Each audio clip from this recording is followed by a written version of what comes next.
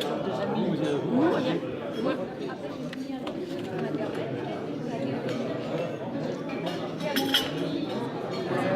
sais pas, ça dépend. Bonjour, chers amis, le bureau du conseil d'administration, notre président Fernand Durand, moi-même, nous sommes très heureux de vous accueillir pour ce qui sera le dernier petit déjeuner du cercle. Vous vous souvenez que nous avons reçu notre ami Trichet, qui nous a éclairé, aussi notre ami le professeur Roget sur les 7 péchés capitaux de l'Europe. Et nous allons entendre une grande voix européenne, un homme de cœur, un homme d'engagement. Je voudrais dire aussi qu'il n'y a pas de Philippe Herzog sans son adorable épouse, Claude Fischer. Ils forment un couple de conviction. Ils ont à la fois l'élégance de l'âme et la grâce de la réflexion.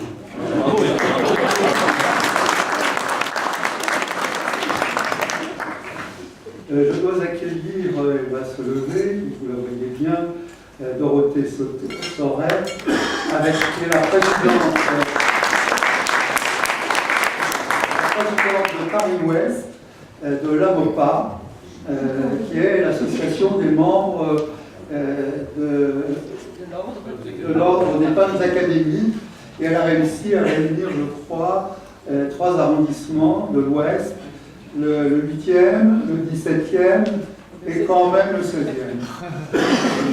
Nous accueillons aussi, et nous en sommes très heureux, 8 jeunes, à la fois de terminale ou de classe préparatoire, du lycée polyvalent Le Rebourg. Voilà, et donc certains d'entre eux vont voter, m'ont confirmé qu'ils le feront. Évidemment, je ne me suis pas permis de leur demander pour qui. Ça n'a pas été très délicat. Philippe Herzog, vous savez, est un économiste, un homme politique. Il est surtout cofondateur avec Claude d'une association très engagée sur l'Europe. D'ailleurs, leur dernier numéro s'appelle Les Cahiers d'Europe 21, d'une révolution à l'autre. Et en fait, vous avez les mémoires de Philippe Herzog que j'ai lus. C'est vraiment un témoignage d'un parcours exceptionnel. Vous savez que c'est un ancien élève de l'école polytechnique, de l'ENSA. Il a été administrateur de l'INSEE. Il est aussi professeur agrégé de sciences économiques. Et je me dirais, n'en jetez plus. Il a été, comme vous le savez, membre de la direction du Parti communiste entre 72 et 96. Voilà. Il a été 3 fois député européen, de 1989 à 2004, où il présidait la commission des relations économiques extérieures et la commission économique monétaire. De 2010 à 2014, il a été, comme vous le savez tous, conseiller spécial auprès de Michel Barnier, qui était alors commissaire européen en charge du marché intérieur et des services. Voilà, il a toutes sortes de décorations, ça fera plaisir à Dorothée, il est décoré des palmes académiques, évidemment de l'Ordre national du mérite, c'est un mot qui lui convient parfaitement, et de la Légion d'honneur. Je vais laisser très rapidement, la parole. Donc voilà le livre que j'ai lu récemment et que j'ai trouvé vraiment intéressant sur un parcours d'engagement avec une réflexion à la fois de recul et pertinente. Ça s'appelle D'une révolution à l'autre, et ceux qui souhaitent l'acheter, il le dédicacera à la sortie de la conférence. En tout cas, je suis toujours heureux de vous retrouver. La plupart d'entre vous, je vous connais au cours de ma longue carrière professionnelle ou amicale. Évidemment, j'invite toujours régulièrement mon frère, que j'aime beaucoup, ma nièce, mon épouse, et pourtant l'instant, je n'appartiens pas au clan Balkany. Voilà. Philippe, à toi.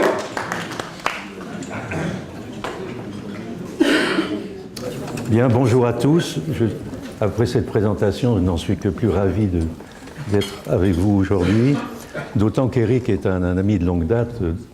On se connaît depuis au moins 20 ans, parce qu'il participe à des tas d'initiatives sur l'Europe. Lui aussi est un ardent européen et un Européen engagé. Bon, toute ma vie, j'ai cherché à marier recherche et action. Comprendre pour agir, si. Et je vais donc vous proposer de prendre un peu de recul sur la situation actuelle, mais surtout nous projeter vers l'avenir, d'essayer de voir sur le que faire. Quelle est la nature des engagements à prendre pour redonner souffle à notre Europe, dont chacun constate qu'elle est en difficulté. Et néanmoins, je pense qu'il y a beaucoup d'éléments de prise de conscience qui commencent à apparaître, peut-être en retard par rapport aux nécessités et aux tâches à accomplir. C'est un début seulement de prise de conscience, mais enfin, ça signifie que rien n'est joué encore. Donc nous sommes en situation de crise. Je développerai très peu ça, puisque je veux surtout, encore une fois, vous indiquer des pistes pour l'avenir. Nous sommes en situation de crise, et la crise est d'abord en nous-mêmes, dans nos sociétés. La crise, ce n'est pas celle de l'Union en soi, c'est d'abord la nôtre. Ça se joue au sein de chaque nation en Europe. On le voit bien. Nos sociétés se décomposent. Jamais il y a eu un tel écart entre, pas seulement les dirigeants et les dirigés, mais entre les classes supérieures, disons, et le peuple, vulnérable, délaissé.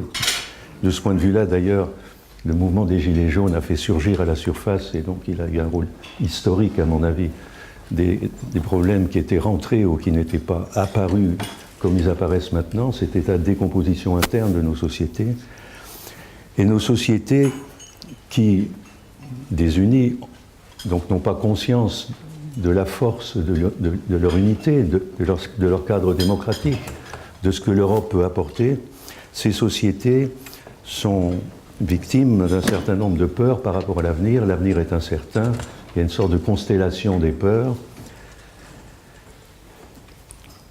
d'autant que le monde lui-même nous présente un certain nombre d'enjeux cruciaux, extrêmement difficiles à résoudre. Le cas de l'Iran, par exemple, qui est quand même, sous la politique américaine, ça peut éclater.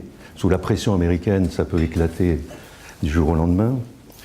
Et donc, on est dans des sociétés stressées et qui néanmoins réagissent.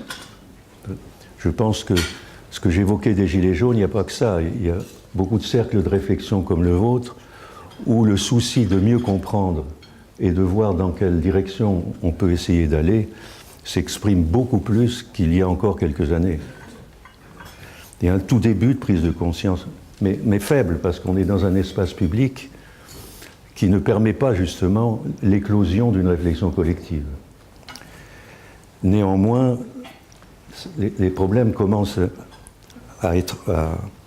les problèmes auxquels les gens sont confrontés les conduisent à commencer à réagir, à vouloir prendre la parole, et ils se demandent comment s'organiser et comment faire face.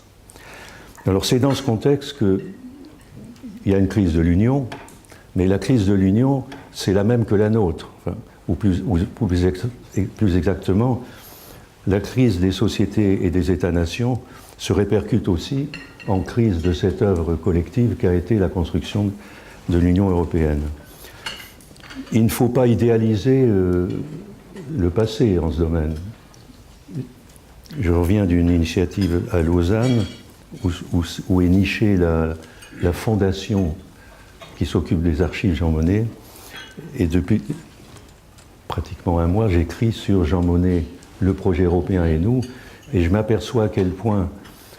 D'abord, il y avait une vision, évidemment, à cette époque qu'on ne voit pas aujourd'hui. Néanmoins, à quel point les problèmes auxquels ils ont réussi à apporter des réponses se reproduisent aujourd'hui dans une situation beaucoup plus complexe. En même temps, ça signifie qu'on peut, si on cherche justement à faire face, à condition que les problèmes soient bien désignés et qu'il y ait quelques idées fortes sur le chemin à parcourir. Mais ça n'a jamais été simple pour Jean Monnet non plus, et peu avant sa mort, bon, lui qui a toujours voulu œuvrer à construire une communauté politique, une fédération, et pas forcément sur le modèle américain, alors ça c'est des mythes, il y a beaucoup de mythes sur notre passé, c'est très mal enseigné. Néanmoins, peu avant sa mort, il disait, bon, ce sera pas une communauté, ce sera quand même une union.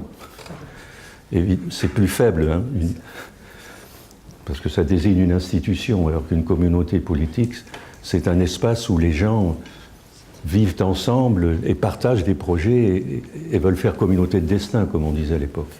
Donc ça n'a pas été facile, mais ça n'a jamais été facile.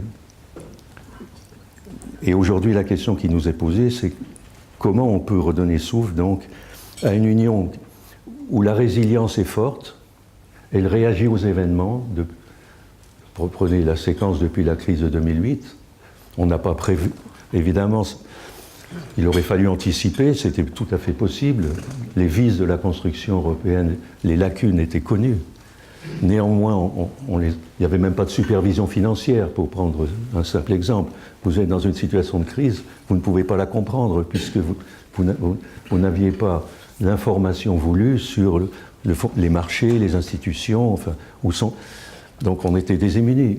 Il a fallu, sous le feu, établir une supervision financière avec Michel Barnier, ce qui n'était pas du tout évident. Donc l'union est résiliente, elle réagit aux événements avec retard à chaque fois, néanmoins elle réagit. Le problème, c'est qu'il y a quand même beaucoup de carences et de biais dans cette construction qu'il faut maintenant absolument adresser, car la crise est devenue politique. L'élément nouveau des dernières années, c'est que c'est plus simplement une crise sociale dans chacune de nos sociétés, économique, dont on n'est pas encore sorti, à mon avis, mais bon, on ne veut pas compliquer les choses ici, mais devenue politique précisément parce que cette union, il faut la repenser et la refonder. D'ailleurs, Jean Monnet on avait bien conscience dans ses mémoires, il disait, après quelques décennies, il faudra revoir le projet, refonder notre système de gouvernance et d'institutions autour des nouveaux défis qui se seront présentés. On en est là. Si la crise est politique, ça nous amène à une idée que je vais chercher de développer, mais pas de façon théorique, plus concrète, qu'il est temps maintenant de reprendre la question de la communauté politique en Europe. D'ailleurs, les mouvements type Gilets jaunes en France n'ont pas simplement l'intérêt de montrer comment une société est décomposée entre le haut et le bas, pour parler comme ça, mais aussi signalent des vices de la démocratie dans chaque État-nation, et par ricochet aussi au niveau européen, où c'est de la délégation au carré. Souvent, pour provoquer, je dis j'aimerais bien qu'il y ait des gilets jaunes européens, mais ils seraient forcément constructifs parce qu'étant européens, ils désigneraient des problèmes qui ne sont pas résolus entre Européens. Nous sommes dans un contexte électoral qui se présente apparemment très mal. Il y a beaucoup de formations toutes divisées. Les partis politiques, ça fait partie de la crise politique. Les partis politiques sont tous en grande difficulté. Et on en arrive à une situation de... On voudrait opposer les pro-européens et les souverainistes, mais je constate que les replis nationaux sont partout et qu'on est en train, dans ce contexte préélectoral, de contribuer à faire en sorte que les élections européennes ne font pas sens. Ne font pas sens. Donc, imaginez que si notre président avait marqué des points dans son envie de relancer l'Europe, exprimée à la Sorbonne, on aurait un contexte électoral très différent. C'est aussi parce qu'il a été isolé sur le terrain européen, c'est un fait, et sans obtenir de résultats significatifs. Et aux dernières nouvelles, Mme Merkel signalant les conflits qui les divisent. Si donc il avait obtenu des résultats, on aurait une campagne très différente de celle d'aujourd'hui, où cet isolement et cet échec qui est le nôtre, c'est pas seulement celui du président, conduit précisément à renvoyer les enjeux finalement sur la scène intérieure. Et pire, sur pour ou contre Macron, qui est typiquement un sujet intérieur et qui nous prive d'un débat électoral sur quel devrait être le mandat, quels sont les choix. Nous sommes privés de choix. Dans un match à deux, nous sommes privés de choix. Je pense que c'est un peu tard pour se laisser faire, et recréer un débat collectif alors que les médias jouent tous les jours le match en question, c'est très difficile. Mais ceci est significatif de cette crise politique. Ce n'est pas la première fois que les élections européennes se sont annoncées de façon difficile, mais il y a quand même toujours eu certains enjeux, par exemple touchant à l'union monétaire ou touchant à l'élargissement, dont il n'est même pas plus question aujourd'hui. Alors même, si je prends ces deux exemples, que l'union monétaire est plus que fragile, enfin, et que l'élargissement n'a jamais été compris. J'y reviendrai. Néanmoins, je répète, en même temps, les gens s'intéressent plus à l'Europe dans beaucoup de cercles, de tous côtés. L'indifférence n'est plus tout à fait là, en tout cas auprès de ceux que nous fréquentons.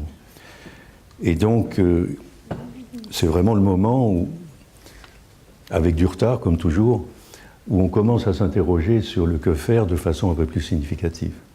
Et donc les débats implicites, pas encore explicites, sur ce que doit faire l'Europe sur la scène mondiale, comment réhabiliter la démocratie dans le système institutionnel européen, sont des débats qui apparaissent, ou comment faire face aux défis écologiques, dont on commence à parler sans pour autant que cela nous désigne un futur. Donc tout ça pour vous dire, et je termine cette petite introduction sur l'idée que c'est le moment maintenant de la vision, du projet et d'une perspective de refondation de l'Union. Dans une direction de communauté politique, j'utiliserai peut-être les mots de fédération, peut-être ou même sans doute, mais ce n'est pas les États-Unis d'Europe. Les États-Unis d'Europe, ça a toujours été compris comme institution. Ce n'est pas l'institution qui fait problème d'abord, c'est le pourquoi faire, pourquoi changer, comment s'unir pour affronter des défis, comment renouveler les promesses de paix et de prospérité, c'est ça les sujets fondamentaux. Dans un monde difficile, violent, qui a énormément bougé évidemment depuis la grande mondialisation. À partir de là, je vais vous proposer ces éléments de vision et de projet et de refondation sur 5 points que je désignerai au fur et à mesure.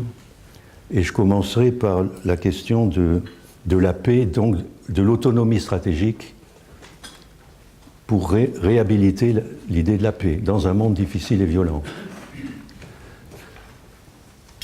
Enfin, délibérément, je crois qu'on doit partir de l'extérieur parce que le problème de l'Europe, c'est son introversion. Et les violences, c'est plus faire la guerre entre Européens. Les violences apparaissent à l'échelle du monde comme des problèmes globaux. Sans oublier les violences liées aux mutations technologiques, les mutations technologiques devenant des atouts pour des guerres d'un autre type. Donc le premier sujet, c'est ça. Une autonomie stratégique pour réhabiliter, pour faire face à ce qui est la vocation de l'Europe, c'est-à-dire une œuvre de paix.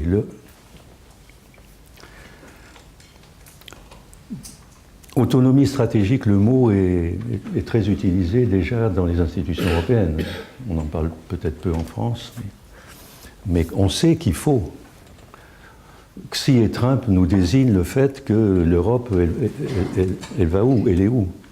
Mais surtout derrière Xi et Trump, il y a ces questions de reprise partout des dépenses d'armement, de points chauds au Moyen-Orient, mais aussi Pakistan, Inde, etc. Et donc, on ne peut plus compter sur l'Alliance Atlantique. Je commence à faire mes comparaisons historiques, finalement, Jean Monnet et nous m'a éclairé. L'Alliance Atlantique, on est dépendant jusqu'au cou des Américains, technologiquement, militairement, financièrement. Donc autonomie stratégique énorme. Mais affrontons la question dans toute son ampleur, précisément. Avant de nous poser est-ce qu'on sortira ou non de l'Alliance Atlantique, ma réponse est sur tous les conflits, on dépend de l'Alliance Atlantique, donc on ne va pas sortir de l'Alliance Atlantique. Ça ne se pose pas comme ça. Par contre, l'idée que nous devons promouvoir, c'est l'idée d'une Europe qui fasse à nouveau œuvre de paix, mais cette fois-ci à l'échelle mondiale. Ce n'est pas simplement sortir des guerres dont nous étions les foyers, mais ces problèmes sont maintenant globaux, et cette autonomie stratégique doit aller dans cette direction, et on ne peut pas affronter ces défis en restant dans l'orbite occidentale alors que l'Occident est en crise, y compris de civilisation. Et donc, vaste sujet, mais il est posé. Il est posé sur un mode sécuritaire dans le concret. Si l'élément concret de l'autonomie stratégique qui vient à l'ordre du jour, chez nous, mais c'est une idée très française, méfiez-vous, armée européenne. Il n'y a pas du tout de consensus sur l'armée européenne en Europe. Néanmoins, l'idée, c'est qu'on affronte sous l'angle sécuritaire. Et je dirais tout de suite que c'est biaisé. Il y a des peurs, donc Europe qui protège, donc armée européenne, c'est très biaisé. Parce que la nouvelle idée de la paix que nous devons chercher, c'est une approche préventive de la paix. C'est pas comment terminer une guerre et après coup faire une œuvre de paix, comme ça a été la communauté, mais là on est face à dans tous les domaines des problèmes préventifs, liés catastrophes climatiques, violences dont j'ai parlé, terrorisme et tout ce que vous voudrez. Donc on a une autonomie stratégique va supposer une vision. Et ce ne sera pas pour une Europe introvertie, même s'il faut, je ne refuse pas à 100% l'idée d'Europe qui protège, mais si c'est seulement Europe qui protège, alors non. D'autant qu'elle n'est pas crédible, justement, l'Europe, dans ses raisons. On va dire, si, on a fait la paix pendant 70 ans, en oubliant la guerre dans l'ex-Yougoslavie, mais c'est des guerres d'un autre type. Et donc il faut réussir à résoudre les problèmes, pas simplement de façon défensive et par une éventuelle armée européenne qui n'est pas là pour le moment et qui prendra du temps, même si c'est intéressant que des gens y travaillent. La réunion de la Sorbonne d'hier matin là-dessus était excellente d'ailleurs. Mais il faut des réponses qui associent sécurité et développement. Sinon, on ne s'en sortira jamais. Quand on vit au Sahel ou ailleurs, ils sont obligés de faire pas simplement vaincre le terrorisme, mais en même temps former des gens, essayer de participer à... Plus généralement, la sécurité et co-développement doivent aller de pair. Le problème principal, c'est le développement. Partout dans le monde, des gens aspirent au développement. Partout, ils sont victimes d'inégalités, de chômage massif. Les Africains ont besoin d'un formidable développement humain et matériel. Donc les sources d'espérance existent. Le problème, c'est qu'on ne sait pas s'en saisir. Et on ne peut pas croire qu'on va conduire notre sécurité en ignorant ça. Donc il faut ouvrir en positif vers ces questions d'une autonomie stratégique qui réhabilite la notion de paix et qui va essayer non plus de donner à l'Europe l'image et la réalité d'une partie d'une alliance atlantique, au sens large alliance, en crise, mais qui va devoir construire son autonomie en dialogue et en partenariat avec toutes les régions du monde. Ça, c'est un changement historique. Et l'autonomie stratégique, c'est pour pouvoir un peu penser d'égal à égal, enfin, et non pas en soumission de fait. Donc ça c'est mon premier point que nous développerons certainement dans le débat. Je ne veux pas souligner les questions sous-jacentes, surtout sur les attributs de puissance collective que doit se doter l'Union. Il faut parler de puissance. Je ne suis pas un adepte de Védrine, hein, mais quand même la question de la puissance est une vraie question. Sinon, nous sommes dépendants, nous sommes un ventre mou. Et je regardais récemment encore sous cet angle la question de la planification, qui se pose au plan de la stratégie, justement. Il n'y a pas de stratégie sans vision du monde et sans planification. Le problème de l'armée européenne ne fait pas sens déjà qu'on est divisé, qu'il y a des duplications, mais ça peu importe, ça peut se résoudre. C'est inventer une coopération, mais pourquoi faire? Pourquoi faire? La vision doit ensuite conduire à une intelligence, une capacité opérationnelle et d'articulation aux enjeux du développement que nous n'avons absolument pas. L'Europe n'a pas d'outils de pensée simplement. On a renoncé à la planification, et c'est vrai pour la sécurité, mais aussi pour l'économie. Le premier chapitre de mon livre est sur la planification. On ne peut pas prétendre jouer un rôle dans le monde aujourd'hui s'il n'y a plus d'anticipation collective et s'il n'y a pas de programmation d'investissement qui vont nous donner les moyens d'agir. C'est mon premier point. Mais le problème est désigné, et à chaque fois il sera désigné. Sur le premier point, je pourrais être très disert sur l'histoire, parce qu'effectivement ça m'a remis les yeux en face des trous, comme on disait jadis. Ça commence par, dans les deux guerres mondiales, quand Jean Monnet constate que la France et la Grande-Bretagne, leurs administrations conduisent la guerre de façon séparée, que l'Allemagne a 10 longueurs d'avance, et que si on ne mutualise pas nos efforts, on est fichu. Et heureusement que les Américains, à l'époque, c'étaient les seuls capables de réaliser un effort de production d'armement monstrueux pour réussir que n'avait pas du tout ni la Grande-Bretagne, encore moins, et la France était occupée en plus. Ça s'est beaucoup joué avec les Anglais. Hein. Ça s'est joué d'abord avec les Anglais. Pour ça que Jean Monnet était tellement... Enfin, pas pour ça. Il était évidemment obsédé par la relation avec l'Angleterre dans ces contextes de guerre. Et ça commence comme ça, on mutualise des ressources pour réussir à gagner une guerre. Aujourd'hui, on doit mutualiser des ressources pour réussir à fabriquer la paix. En coopération intime avec d'autres régions du monde, et non pas à l'abri d'une alliance. Voilà. Deuxième point. Le deuxième point, c'est, on va dire, c'est la question du développement humain et écologique. C'est un nouveau type de développement. Alors ça aussi, on en parle. On est très oblitéré par la pensée écologique des écologistes politiques qui, à mon avis, nous cachent une grande partie du problème avec leurs obsessions. Et là encore, enfin là l'idée force que je voudrais donner, c'est ce développement humain et écologique n'est pas possible sans solidarité socio-industrielle complètement inédite. Donc tout mon propos, d'ailleurs, si j'avais à faire une campagne électorale, je le ferais sur les solidarités. Personne n'en parle. On peut toujours s'amuser à dire le SMIC partout, calculer comme ci, comme ça, des règles. Les règles ne font pas des solidarités. Et je n'oublie pas d'ailleurs que c'est par peur des gens de l'Est de l'élargissement qu'on a amené cette idée d'égalisation par les normes. Parce qu'on a peur des gens de la périphérie, comme s'ils nous menaçaient dans notre emploi. Inversement, quand vous regardez ce qui se passe dans la périphérie Est, vous voyez une panique démographique, c'est-à-dire que les jeunes partent ici, et qu'il ne reste que les vieux dans les campagnes. Ne vous étonnez pas qu'il y a Orban et autres qui sont dans cette société, qui vivent cette société-là, des sociétés qui ont perdu 20% de leur population active. Mais ce serait la panique absolue en France. Mais on va se protéger d'eux, salaire minimum partout, parce que j'ai peur de perdre mes acquis. Enfin, je suis brutal, mais c'est de ça qu'il s'agit.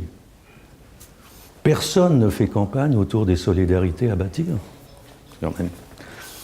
Alors on se réjouit que, si, il y a quand même une espérance qui est l'écologie précisément. Les jeunes, ils ne sont pas dans la salle, donc quelques-uns très bien, mais je parle génériquement, ils ne sont pas dans les salles. La transmission n'a pas été faite, ils ne sont pas prêts à affronter ces choses. Et même s'ils sont pour l'écologie, il faut regarder de plus près. Je voyais encore hier dans le journal, si vous prenez le tri des déchets, c'est pire chez les jeunes que chez les anciens. Donc il faut aussi fouiller un peu plus les choses. Et les jeunes, c'est eux qui feront l'avenir, on est bien d'accord. Donc il y a un problème. Et donc cette volonté d'homogénéiser par le droit les Européens ne marche pas. On fait que ça depuis des décennies et on a des Européens divisés. C'est pas que la faute à ça, parce que du droit il en faut. Mais c'est que les solidarités ne sont pas là, elles n'ont pas été bâties. Alors ça m'amène, et évidemment, mon passé d'économiste, la séparation du social et de l'économique, au-delà de la question des règles. Parce que ça traduit une séparation complète. On veut faire du social européen alors qu'on est tous rivaux au plan économique. Alors on commence à dire en France, oui, il faut produire des richesses pour les répartir. Mais vous voyez le problème français, on n'arrive pas à créer suffisamment de richesses disponibles, et du coup on compense par des allocations sociales. Bon, il y a des gens qui ne peuvent pas se les payer dans d'autres pays d'Europe. Mais on voit bien que si la question sociale, sans solution à la question économique, ça ne peut pas marcher. Et la solution économique, j'y reviens, si chacun est rival en Europe, que nous n'avons aucune capacité d'appropriation industrielle chez nous des nouvelles technologies pour servir des biens publics et non pas du consumérisme effréné, on est complètement dépendant des autres. C'est ça les questions de base. Alors ça commence à affleurer, on dit fiscalité européenne pour récupérer de l'argent, mais pour faire quoi? Pour faire des allocations sociales quand même? Ou quoi? La séparation du social et de l'économique, moi qui va cesser d'être marxiste et pas léniniste, rassurez-vous. Enfin quand même, c'était posé grandeur nature. Il faut que les gens s'approprient les défis économiques. Et ça rend, la question centrale, c'est le travail. Comme disait le syndicaliste italien qu'on a fréquenté, Claude et moi, dont j'ai oublié le nom, mais tu vas... Comment ? Bruno Trentin, la cause fondamentale de l'échec de la gauche, c'est le travail. On a complètement lâché la question du travail. Cultiver les folies de la fin du travail, et j'en passe.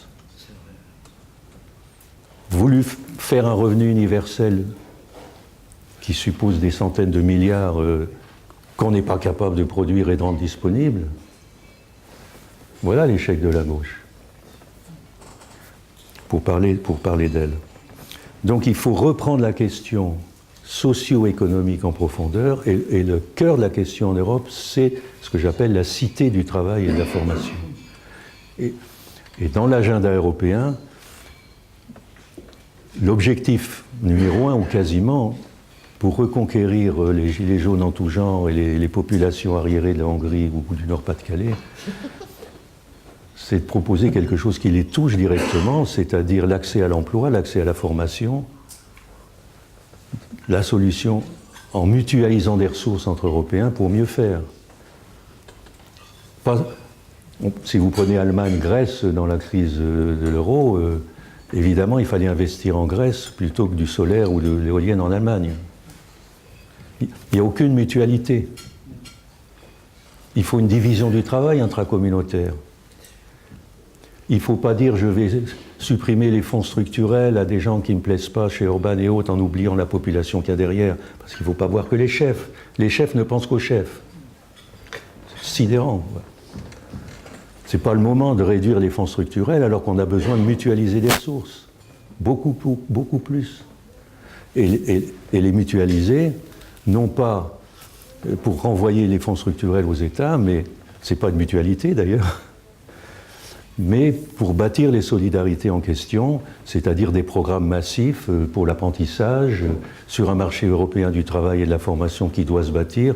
Dans Barnier 2015, dans son livre, auquel j'ai participé d'ailleurs, on veut un marché européen du travail et de la formation, on veut basculer les fonds sociaux et les développer vers l'élévation l'accès des exclus à la formation et à l'emploi. Sinon, vous allez... Alors, la technologie, tout le monde le voit maintenant. Tout montre qu'il y aura besoin, dans l'économie telle qu'elle se bâtit actuellement, à la fois de gens très qualifiés et de gens non qualifiés. Et ça veut dire la fin des couches moyennes, ça. Où sont les sociétés? Où est l'ascenseur social? On voit, je pourrais développer ces sujets. Évidemment, montrer aussi que cette question des solidarités humaines et productives, elle n'est pas réservée seulement aux Européens entre eux, en bâtissant les mobilités qu'il faut. Il faut des universités européennes. Il n'y a pas d'université européenne. On est tous en rivalité maintenant pour attirer des talents. C'est l'Allemagne qui attire ou la Grande-Bretagne, mais enfin c'est de la folie, quoi.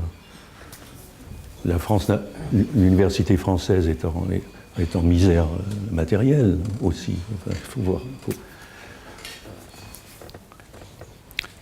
Et donc, ça c'est le sujet européen. C'est avec les hommes et les femmes qu'on doit réussir à créer une espérance.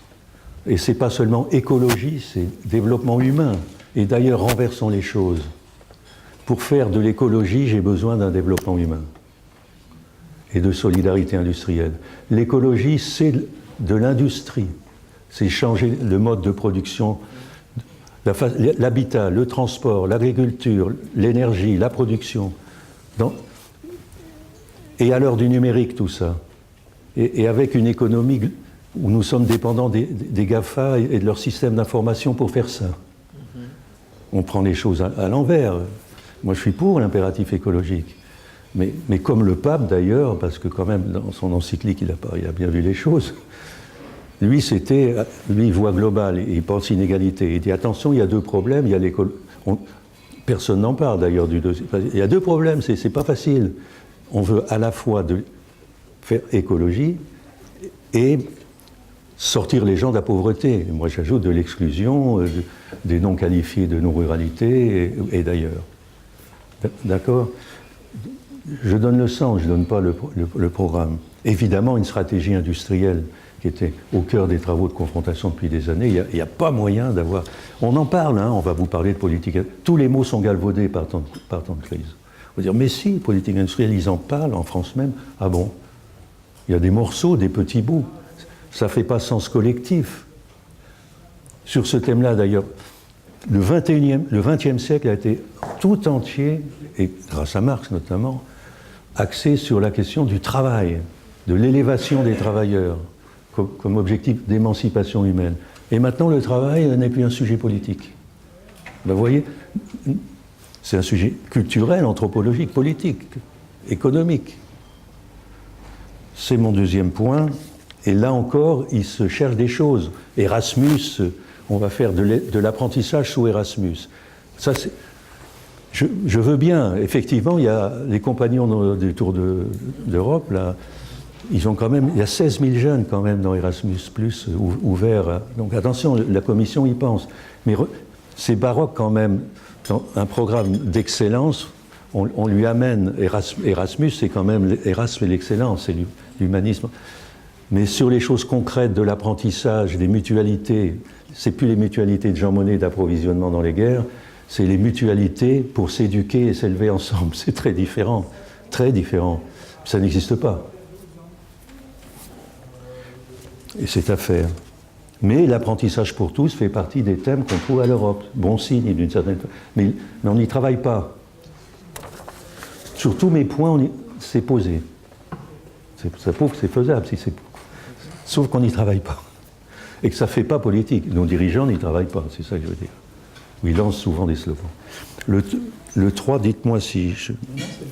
Si je m'évade, non, j'ai encore 3 points. Donc, 3, on n'a pas digéré l'élargissement. L'élargissement, évidemment, par rapport à Jean Monnet, ça compte. Ah, c'était plus simple quand on était 6. Alors, faisons un club des riches. Hein, les riches de l'ouest de l'Europe, c'est quoi ça ? Quelle est la vocation de l'Europe ? C'est de réunir tous les Européens, nous. Et les gens de l'Est sont aussi européens que nous, et tout autant au moins. D'autant que, enfin bon, on pourrait épiloguer d'ailleurs là-dessus. Mais donc, c'est une réunification de tous les Européens, donc c'était un événement historique et on l'a gâché. Pour X raisons. Et puis maintenant, on en est même à vouloir faire de l'Europe à plusieurs vitesses. Heureusement, le président a mis un bémol, mais si c'était un de ses grands axes, c'est qu'il le pense. Je suis viscéralement contre l'Europe à plusieurs vitesses. J'accepte les géométries variables, les coopérations renforcées. Mais c'est pas du tout pareil que dire je vais institutionnaliser le centre et les périphéries. Dans un monde où les périphéries veulent arriver au centre, et les gilets jaunes aussi veulent arriver au centre. Donc, ça ne va pas, l'Europe à plusieurs vitesses, et pour moi, enfin, je n'ose pas qualifier. C'est contraire à toute la vocation de l'Europe. Mais la grande majorité des Français pensent que depuis l'élargissement, ça va plus mal. On n'a jamais clarifié ça. Donc il faut absolument reprendre la question à l'endroit. L'Europe, c'est faire riche. Unité dans la diversité. L'unité, ils pensent, c'est le centre qui guide. Et la diversité se débrouille comme elle peut en Hongrie et ailleurs. Je suis désolé, c'est l'inverse. Il faut faire richesse des diversités pour faire unité. Fédérer des gens, c'est faire une force collective. La force collective, elle ne sort pas du cerveau d'un chef. Le chef peut avancer, d'accord, sa vision compte, mais sur une armée qui a confiance en elle-même, qui se solidarise avec une culture de la solidarité, elle n'existe pas. Pourquoi? Parce qu'on n'a jamais sollicité les Européens à participer au choix collectif. Ce sera mon quatrième point. Mais donc pour maintenir à l'aspect la division Est-Ouest, la reproduction de l'esprit de guerre froide, non, c'est pas possible. Pas possible. On ne veut pas de nouvel élargissement dans les Balkans occidentaux, mais vous avez une périphérie qui d'ailleurs commence à travailler, je les comprends, avec la Russie ou la Chine. Et puis si les Serbes ou autres qui aspiraient, ou Monténégrins qui aspiraient à entrer n'entrent pas, merci les conflits à la périphérie, merci l'autonomie stratégique de l'Europe, qui se paye des problèmes avec les Russes ou l'Ukraine et autres chez elle, qu'elle est incapable de résoudre, et qui voudrait prétendre à faire une autonomie stratégique dans le monde avec une armée européenne. Vous voyez, mais c'est chez nous qu'il faut regarder. Donnons l'exemple de repenser la solidarité entre nos périphéries et nous-mêmes. C'est pour moi une question centrale, et ça vaut aussi pour d'où la question de la cohésion sociale et territoriale comme un objectif phare dont on parle, mais qui est très peu traité, quasiment pas traité. La fameuse politique régionale, c'est devenu un simple guichet pour les fonds structurels.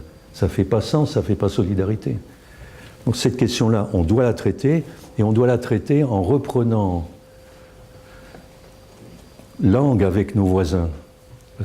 C'est pas simplement l'unité pour nous-mêmes à bâtir donc entre nos périphéries et nous-mêmes, autour d'autonomie stratégique, nouveaux types de développement écologique et humain et autres éléments, éducation européenne dont je parlerai après.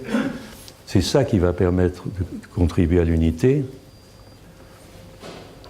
Mais aussi, il ne faut pas que on soit entouré d'une Russie avec antagonisme entre nous, d'une Turquie, ça va très mal, Afrique du Nord, dont nous sommes, qui se débrouille comme elle peut, en Libye et ailleurs. Donc il faut travailler avec nos voisinages, parler à toute une Europe stratège qui travaille avec toutes les régions du monde sur un pied d'égalité, mais si on n'est pas capable de le faire avec nos voisins, ça ne peut pas marcher. Et avec nos voisins, nous avons une histoire commune, des intérêts communs. Si la Grande-Bretagne sort, il faut en faire un État associé. La Russie devrait, pour la sécurité collective, impossible sans les Anglais. Hein. Donc de toute façon, on le cherchera.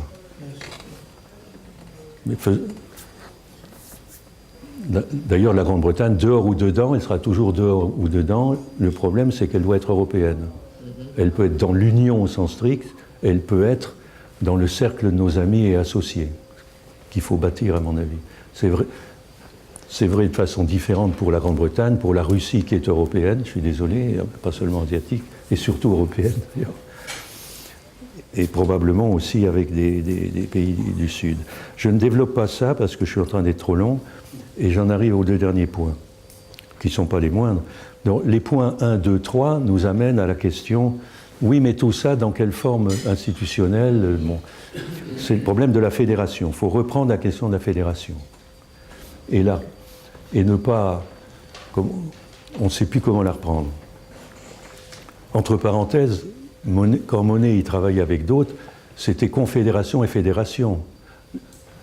Le dissensus entre les gaullistes et, je dirais pas les sociodémocrates qui ne se sont ralliés à la communauté européenne qu'en 1957, c'est les démocrates chrétiens qui ont fait l'Europe, il ne faut pas l'oublier.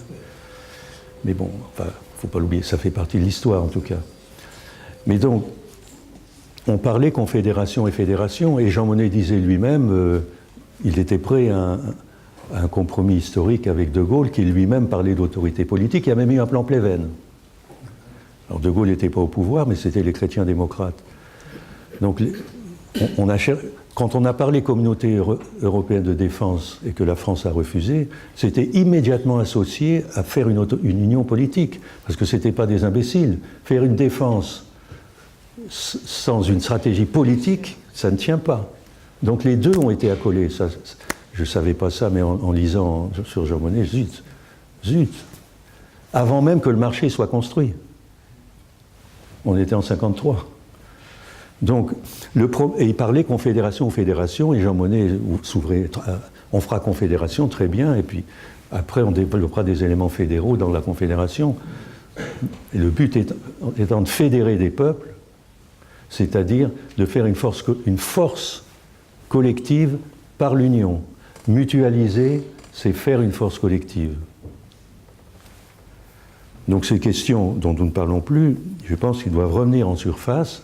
En faisant un sort, c'est pas imiter les États-Unis d'Europe, c'est pas un État supranational, c'est pas ça. Le but n'est pas une forme, le but c'est ce qu'on a vu avant. Renouveler les notions de paix et de développement, quoi, avec les différents problèmes que ça peut poser. On parle souveraineté. Voilà, notre président qui cherche les formules, parce que c'est un Européen sincère, ça c'est évident, mais qui les cherche en solo à sa façon, parle de souveraineté. Souveraineté, elle ne fait pas sens commun, sa notion de souveraineté. D'ailleurs, on est tous divisés, donc c'est difficile de... Comment je vais faire une souveraineté économique? Si j'étais le leader de l'Europe, je fabriquerais une armée, etc. Non, ça ne se pose pas comme ça du tout. Le vrai problème derrière souveraineté, moi je préférerais qu'on glisse vers celui de la démocratie en Europe. Pour la petite histoire, je l'ai croisé en 2016 ou 2017, j'ai oublié. C'était chaque été, il y a une grande assemblée enseignants-entreprises. Et je croise Macron, qui n'était pas encore candidat, là. J'avais fait un petit speech de la démocratie en Europe. Je le croise, il me dit très bien, moi je suis pour souveraineté. Donc voilà, j'aurais aimé une suite à ce genre de débat. Mais il y a suite. En lisant des tas de gens, on voit bien qu'ils cherchent à dire le problème c'est la démocratie. Et la démocratie pas en Europe en soi. La démocratie c'est chacun chez nous. Le bouc émissaire Bruxelles, c'est plus tout à fait la même chose en Europe. Attention, les gens se rendent compte que c'est chez eux que ça se passe. Donc la crise démocratique, elle est au sein de chaque État-nation, au sein de chaque société. Et s'il y a un problème dans l'Union, c'est qu'on n'arrive pas à faire la force collective, on ne travaille que par délégation. On demande à Mme Merkel, M. Macron et d'autres de faire, dans les sommets européens, de faire les choses à notre place. C'est tout sauf ce qu'il faut faire, quoi. Il faut une base, enfin c'est tout. Il faut qu'ils se réunissent. De facto, le Conseil européen est devenu le gouvernement. De facto. Sauf qu'il n'est pas armé pour être gouvernement. Et, y compris un président français qui veut imposer ses vues quand il débarque, comme Napoléon à Arcole, quoi, grosso modo. Or, attention, c'est la diversité. Bâtir l'intérêt mutuel, ça ne se fait pas comme ça. Et d'ailleurs, chez lui-même, le peuple ne suit pas. Donc, la démocratie doit être reprise sous l'angle des nouvelles aspirations de la participation. Participation, solidarité, avec des acteurs qui veulent, comme vous, comme nos associations, arriver à avoir accès aux institutions, arriver à promouvoir des choix collectifs qui ne sont pas appropriés par les dirigeants. Les dirigeants qui n'ont pas le système de pensée ni de planification et qui finalement essaient de gérer par tractation, et il le faut. Encore une fois, oui, quand la France, à l'époque c'était sous Sarkozy, réagit la première à la crise de 2008, bravo, il faut aussi que ça se fasse. Je n'oppose pas le travail au sommet. Mais il n'y a aucune autorité politique qui ne tiendra si la base ne suit pas et si la base se divise. Donc ce problème de la démocratie en Europe, il est crucial, et c'est en Europe, c'est-à-dire en même temps dans les États-nations et au niveau européen, ceux qui vous disent « je vais faire une démocratie au niveau européen », avec un budget, un Parlement européen, en dupliquant les schémas nationaux, c'est beaucoup plus complexe que ça. Ils devraient regarder ce qui se passe chez eux. Je ne peux pas séparer le problème européen du problème intérieur national, ou si les gens s'éduquaient avait accès au choix collectif, et non pas tous les 5 ans une élection plus ou moins bidon, évidemment, l'autorité collective des Européens pourrait faire sens. Et mon dernier point, le 5e, nous amène aux questions d'identité, de civilisation. D'identité, disons. Conscience commune, mais identité. Les problèmes d'identité sont très importants. Là, je suis désolé, je constate que ça vient à droite, mais sous un angle identitaire, comme on dirait, mais ça ne vient pas ailleurs, alors que c'est un sujet majeur. Il faut bien que les gens s'identifient à ce qu'est l'Europe.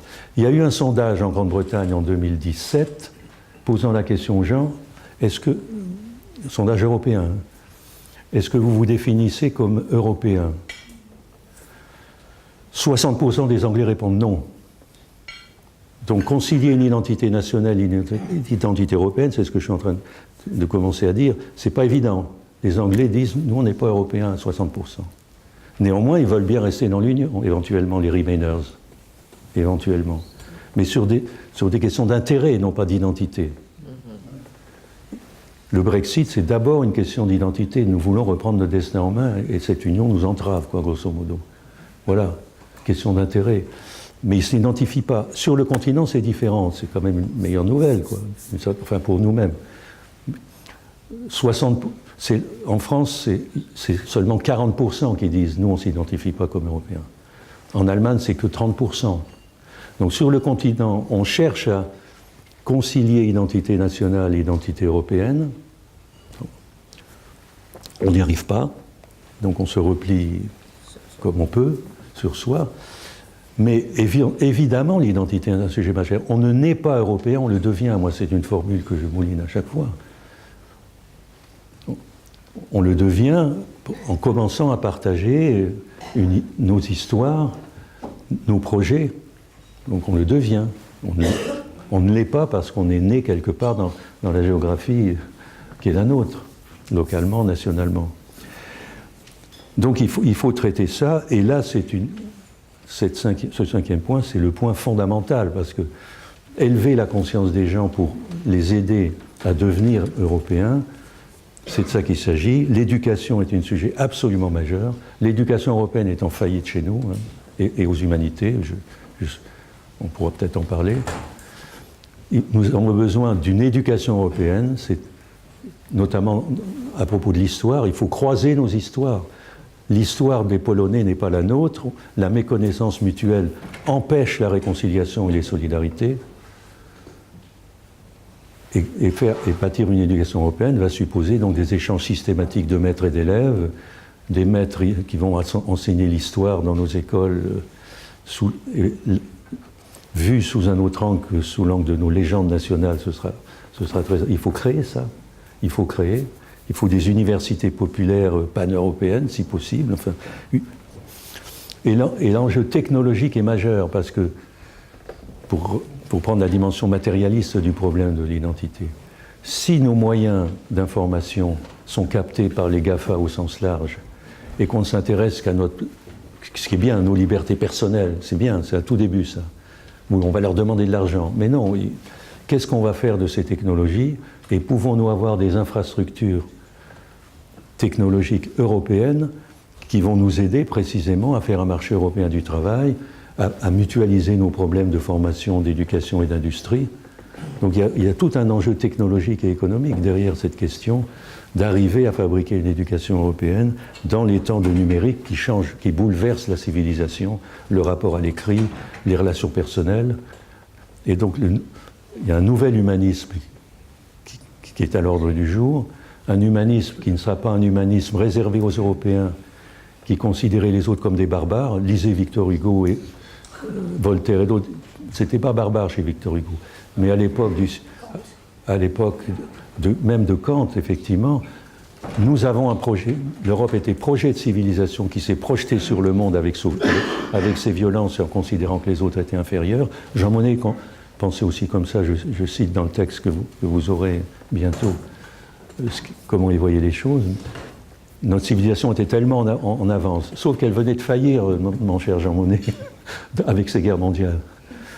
Donc, il faut apprendre, c'est vers une civilisation mondiale qu'on va aller dans un monde globalisé, et plus humblement nous avons besoin d'une contribution d'Europe. Si l'Europe ne repense pas son humanisme, n'éduque pas les gens, ne les met pas en relation, ça ne se joue pas que dans l'éducation. Si vous avez un marché européen du travail et de la formation, et donc des mobilités constructives, des mobilités pour des projets industriels, pour des projets de biens publics, des projets écologiques, évidemment on va s'européaniser. Et donc, si l'Europe arrive à faire ça, vous aurez une conscience, pas seulement par la transmission et l'éducation, qui est une question centrale, mais en même temps par la mise en relation tous les jours des Européens. Tout ceci nous amène, après ces 5 points, à dire tout ceci est une affaire d'engagement, et je n'ai pas pu développer les embryons de société civile européenne qui apparaissent, dont vous faites partie. La question du dialogue entre nous, la question de nos luttes, convergence des luttes, pour parler ainsi, et des réflexions est posée, mais ceci sera peut-être l'objet d'un autre débat. Merci.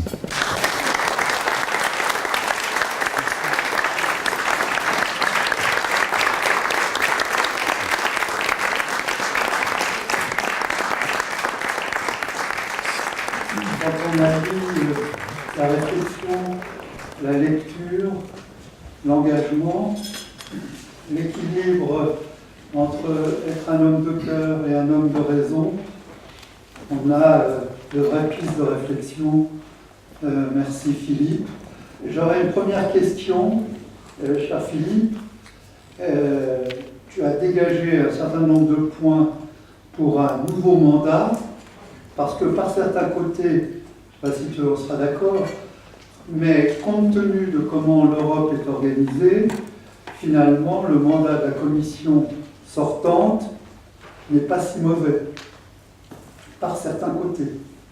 Alors, quels pourraient être 2-3 points forts, tu les as dégagés, mais ça permet une synthèse du nouveau mandat de la Commission européenne qui va sortir des élections du 26 mai prochain.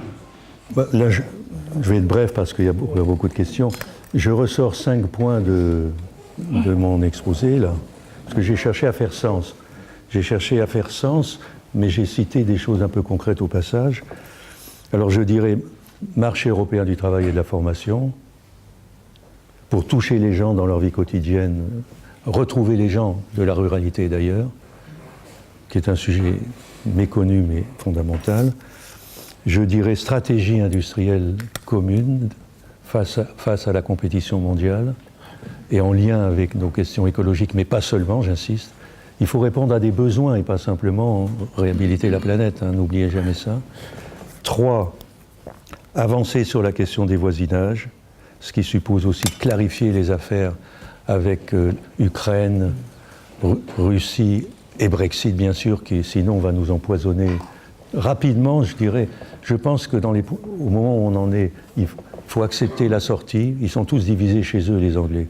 Mais une sortie proche, c'est-à-dire avancer l'idée d'État associé, de dire on a besoin de vous, et voilà, etc. Et donc on verra l'entre-deux, peut-être qu'ils décideront de rester. De toute façon, ça va durer un moment, cette affaire.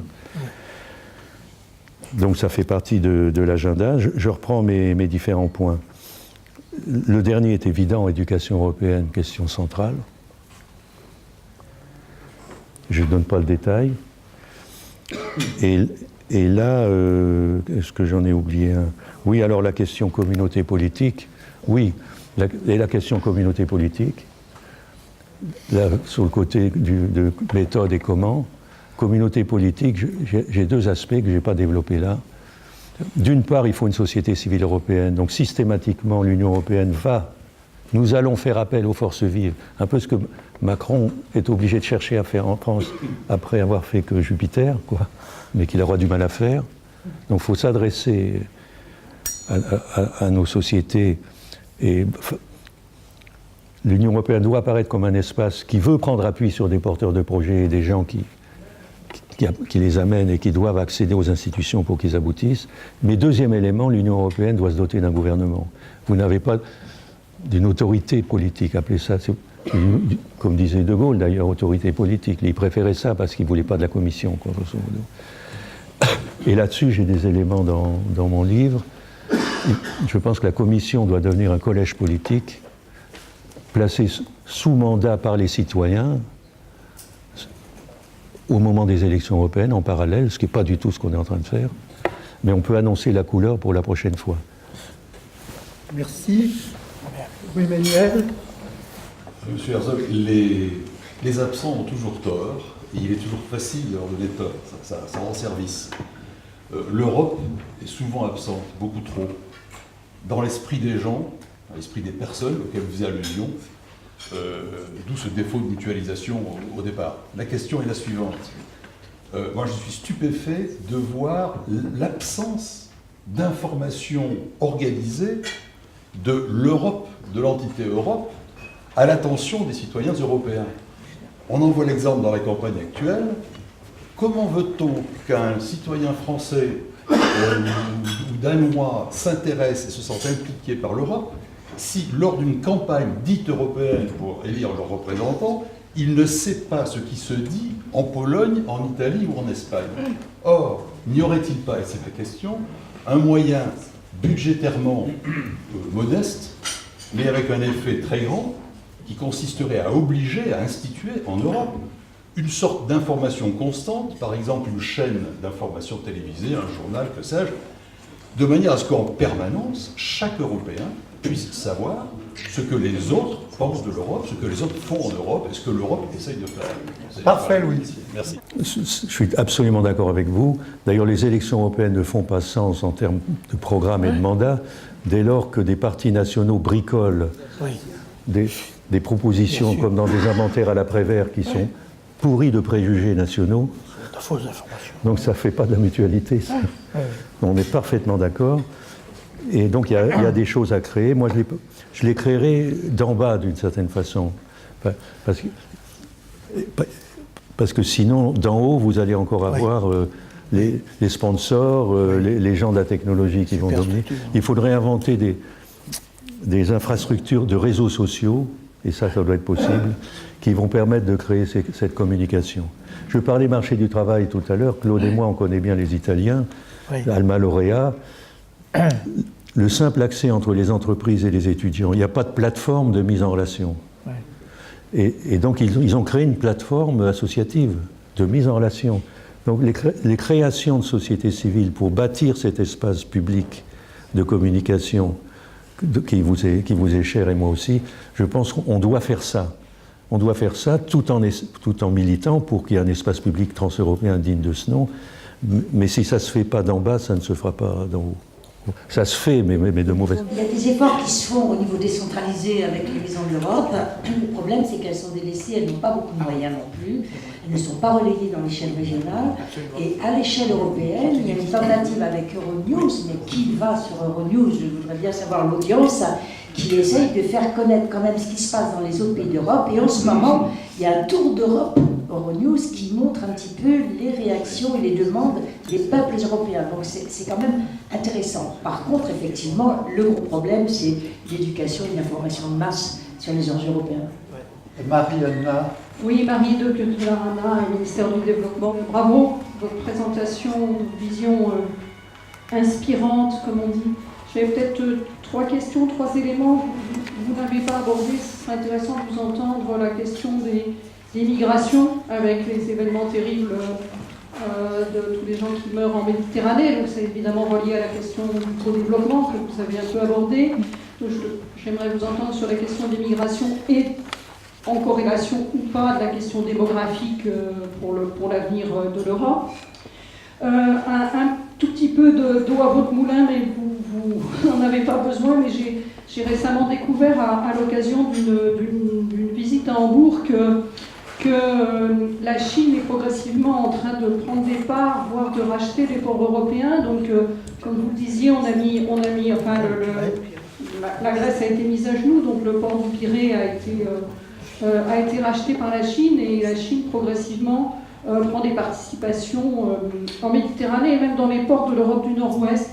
Donc j'étais à Hambourg, où Hambourg c'est très intéressant comme modèle puisque c'est la cité-État qui possède, je vais être bref, mais qui possède le port, et donc un responsable de Hambourg me disait mais on va être obligé de vendre des terminaux aux Chinois. Mais je dis pourquoi donc? Ah ben, il dit parce qu'ils sont déjà à Rotterdam et à Anvers, donc si on ne leur en vend pas, ils ne s'intéresseront plus, ils vont en vendre qu'un ou deux. mais c'est autant on peut naturellement être d'accord sur des coopérations économiques avec la Chine, mais que ce soit la Chine qui mette en concurrence Troisième les efforts question, européens. Marie. Troisième question, peut-être plutôt l'appartenance que l'identité, parce que l'identité c'est peut-être un peu périlleux. Mais... Évidemment, la question des migrations renvoie aux réactions identitaires, mais aussi à des questions d'intérêt. Ils prennent nos allocations, etc. Enfin, il y a toujours le double aspect. Mais ça manque d'analyse des réalités d'abord, et les réalités sont très liées précisément au contexte socio-démographique. Les grandes mutations de l'avenir, par exemple par rapport à l'Afrique, évidemment, il y aura besoin de... Beaucoup viendront ici, surtout s'ils sont les premières victimes du choc écologique, ce qui est évident pour plein de raisons. Mais il faut prendre cette question aussi à l'intérieur de l'Europe, aussi sous l'angle socio-démographique. Prenons par exemple quand l'Allemagne, qui perd 400 000 personnes chaque année, pompe dans les périphéries pour son économie, pour ses besoins intérieurs, sans que personne ne dise rien, sans aucune réciprocité, des jeunes qui ont été formés dans les pays en question, c'est scandaleux. Personne ne dit rien. Et les ressentiments qui sortent de cette hémorragie ne sont pas pour rien dans la montée des mouvements populistes en Europe. Ils n'ont pas simplement peur des Syriens, ils ne veulent pas subir l'hémorragie humaine et sociale dont ils sont victimes dans l'espace intracommunautaire. Donc il faut analyser ces choses. Le problème des migrations n'est pas que par rapport à l'extérieur, il est posé à l'intérieur. Et pour faire court, parce que sinon je vais être beaucoup trop long, donc il faut un diagnostic beaucoup plus approfondi des choses. Et dans la réponse du comment, l'esprit du comment, c'est pas simplement le sécuritaire, qu'il y ait une gestion collective des flux, bien sûr.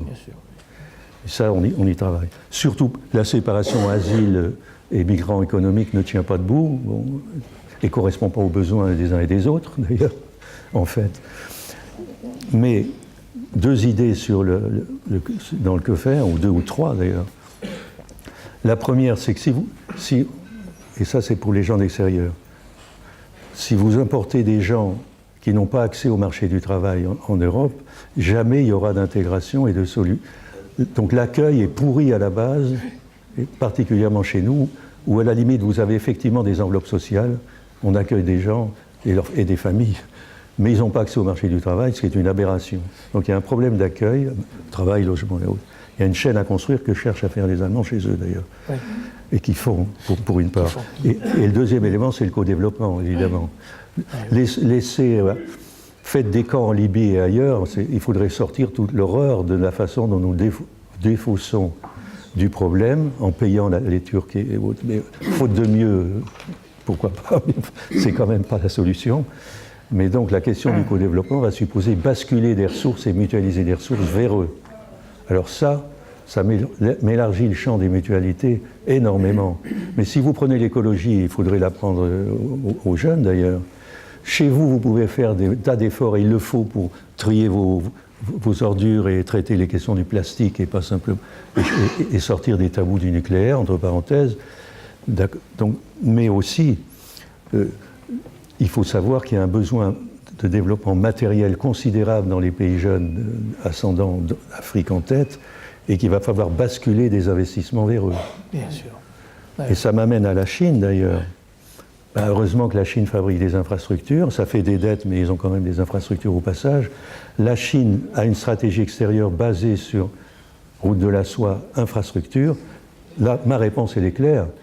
Au cœur des solidarités humaines et productives intra-européennes, il y a un plan d'infrastructure à faire. Je connais bien le plan Juncker. Il n'y a pas de projet transfrontière dans le plan Juncker. Ça renvoie de l'argent aux projets nationaux. Et la clé de la clé, y compris pour la stratégie industrielle, c'est les infrastructures informationnelles, humaines, de passage de la recherche à la formation et au développement. C'est ça la clé. Et si l'Europe a un plan d'infrastructure, elle peut très bien être partenaire de la Chine d'égal à égal dans les routes de la soie. Et d'autre part, et dernier point, les régions européennes, attention, l'entrée des régions, quand on fera une séance peut-être un jour, mais peut-être pas avec moi, sur les engagements, les nouvelles sociétés civiles, le comité des régions est là-dessus.